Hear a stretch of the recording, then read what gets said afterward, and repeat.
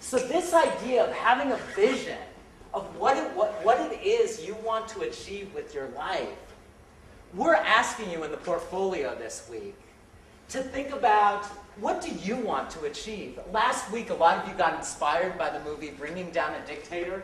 The 12 students could take down one of the worst human rights violators, a guy who was then put on trial for crimes against humanity, for genocide and ethnic cleansing. And 12 people, 12 students started that nonviolent revolution. And I heard that somebody in here said, there are 220 of us in this room. What could we do? So I want to ask each one of you to think about for Thursday, what is your big, hairy, audacious goal? If we were to come back in 30 years and have a reunion of this class and say, okay, what did people do to transform the world? What is it that you're most passionate about? What is it that you would wake up every day and say, I'm so lucky, I can't believe I get paid for this. I am doing the thing that I've always dreamt of doing. You know, Gandhi, late in his life, a reporter came to him and said, Mr. Gandhi, you've been working 18 hours a day, 7 days a week, 52 weeks a year for the last 40 years. Isn't it time you took a vacation? And Gandhi said, why? I'm always on vacation. Imagine if you had that attitude towards your life, that after you graduate from Santa Cruz, or even right now while you're a student at Santa Cruz, that every day, even when you're facing difficulties and obstacles and failures, every day you are so excited because you are pursuing what matters most to you. And my brother-in-law was a screenwriter, and he was working late into the night, working on a screenplay with his collaborator. And they finally finished at like 3 in the morning one day, and his collaborator says, TGIF, thank God it's Friday. And my brother-in-law said, SHIT, so happens it's Thursday. But this notion of, you know, when we're dreading Mondays, when we just want the weekend, that's sad. Why is it that we can't all have that attitude that Gandhi has? So she found that most people have this attitude, it's just a job. For a smaller percentage of Americans, it's a career. But even that, it's kind of like, I know a lot of people, for example, become lawyers, and that's their career.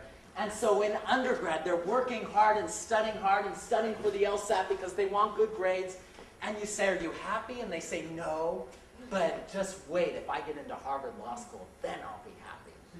And then they get into Harvard Law School, and they're working like crazy because they want to finish in the top 20% of their class and work for a good job when they get out. And you ask them, are you happy? And they say, no, but as soon as I get out and get that great job, I'll be happy. And then they're working in that great job, supposedly, and they're working 80 hours a week. And you ask, are you happy? And they say, no, but as soon as I'm a partner, I'll be happy in 7 years. And it's like their whole lives they're climbing the ladder of success, only when they reach the top to find it's leaning against the wrong building. You know, and this notion of people who see themselves in a career aren't just doing it for money, they also do it for prestige, power, advancement, promotion. I'll get to your question in a second. But what Amy Wrzesniewski found is that a small group of people saw what they do as a calling.